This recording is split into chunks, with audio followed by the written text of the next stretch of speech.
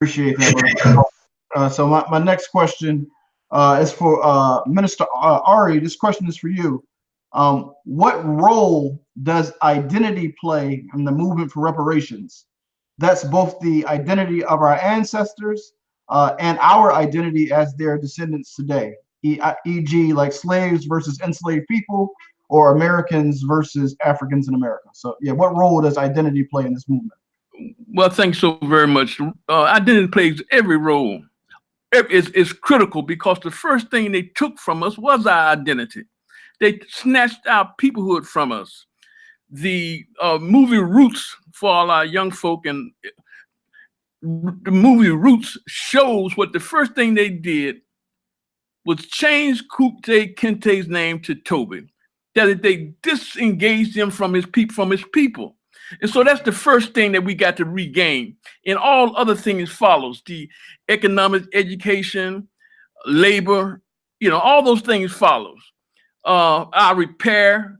The repair must be central to our peoplehood. That's first, because if we start dealing with this aspect of what reparations look like and not deal with our peoplehood first, then everything goes haywire. That is to say, the descendant enslavers will dictate what reparations will look like to us. That's just like letting the criminal determine what sentence he's going to get for the crime he committed. Of course, that cannot happen. So that's critical. And the second thing, in order to get back into the public square morally with a discourse on reparations, we got to identify ourselves. The identity that I think that's irrefutable is descendants of Africans enslaved in the United States. It tells who we are, what happened to us, where, and by whom. All right. And so if we're able to do that, that's one of the whole requisites. Identification is a requisite for meeting the obstacle of standing. And now we cannot develop the standing morally in the public square. We surely cannot overcome standing in the legal arena. So the thing that we must do is identify that group who was enslaved from 1619 to current day. I'm included in that group, you see, and anybody who was born into the year of Jim Crow and mass incarceration, we're all included. We're the people. We're the descendants of Africans who were enslaved in the United States. And so if we understand that principle, then that's a unifier for us, because they're not going to refute their own history. And they say that their history of enslavement and colonization started in 1619. We know it started way before then, but this is the arena that we're in. So we're going to have to deal with this arena. We have to deal with the ring that we're in. And we're going to have to drop kick some folks. We're going to have to jump off the top rope on some folk. And so the thing to do is to identify that group. And along with Professor Vanilla Randall, who's a professor of law emerita from Dayton University, we put together a 2015 DES report.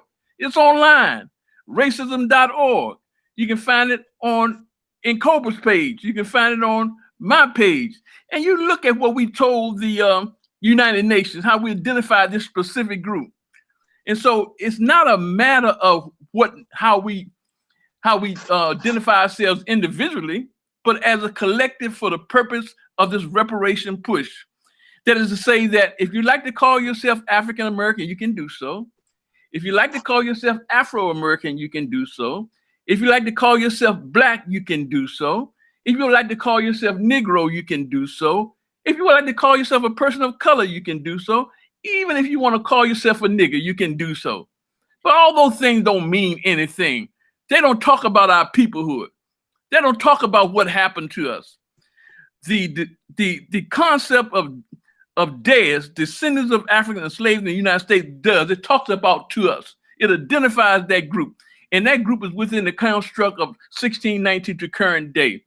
So that's where we're going. That's how we're going to put this discourse into the public square, identifying that group. I think any reasonable person who understands what happened to us can see that that's an irrefutable identification irrefutable unifier, not only here in the United States, but across the diaspora.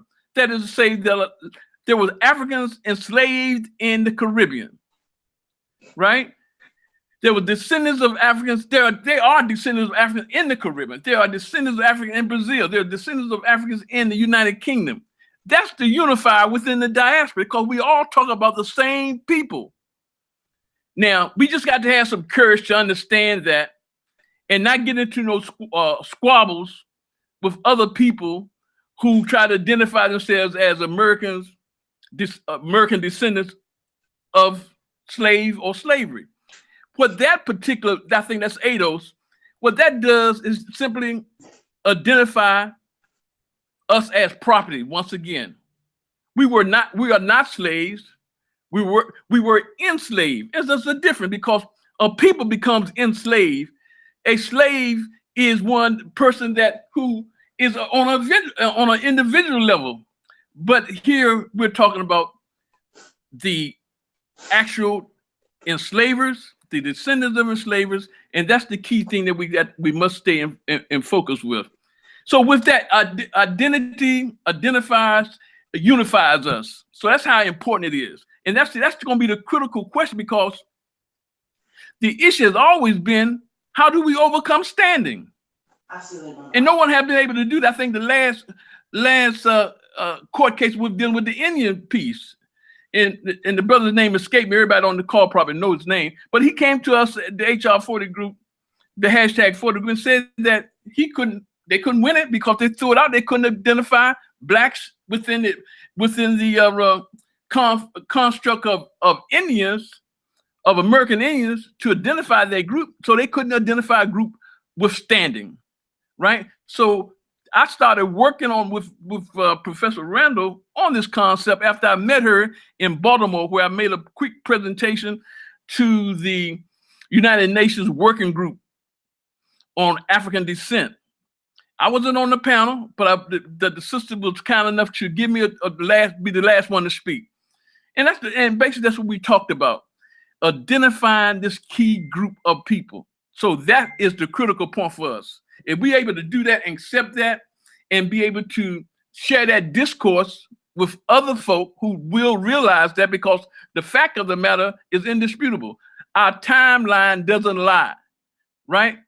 Their timeline is a little skewed, but what we're going to do, like we always do, we spend their money, we work at their jobs, we're elected to their political office, so we have to likewise work within that framework. And if we're able to understand that, then we must push ourselves, identify ourselves as a specific group that no other entity has, no other people has. The immigrants, the African immigrants, do not have that designation. You see, but there's a relationship that we have to develop with the African immigrants to show them that they must likewise in the diasporan universe, they must work with the country of origin and work and demand reparations in that space, or demand reparations from their enslavers. If there was the British, you got to demand it from the British. If they were the Danes, you got to demand it from the Danish. But the key thing right now is, how do we get the descendant enslaver to the negotiation table? We can not allow these politicians to kidnap the reparation movement by telling us what it would look like. Everybody got a plan. All these folks got a plan right now. But we must be able to bring them to the negotiation table. And how do you do that? One way, particularly, that's proven successful, and that's a major divestment campaign from these financial institutions, from these businesses in this country.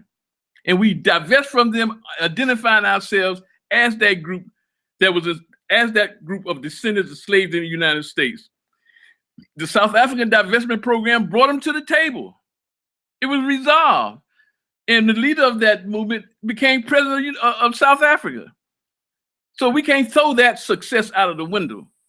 And as you always know, when you start dealing with the enslavers' money, they want to talk about it, especially you're asserting a particular truth about who you are and what happened to you and who did it. So Go ahead. Baba Ari. So I want to ask Baba Cam a question here as well. So I know Baba Cam, initially you said you had to cut out by 8, and I know I have 5 questions left here. So do we think if we kept the responses down to 2 minutes per response, we could get through them, or Yeah, I think we can do that. All right. So I have 5 questions left. So let's try to get through them. We'll try to keep the responses down to 2. Why don't we do this in 2 parts? Well,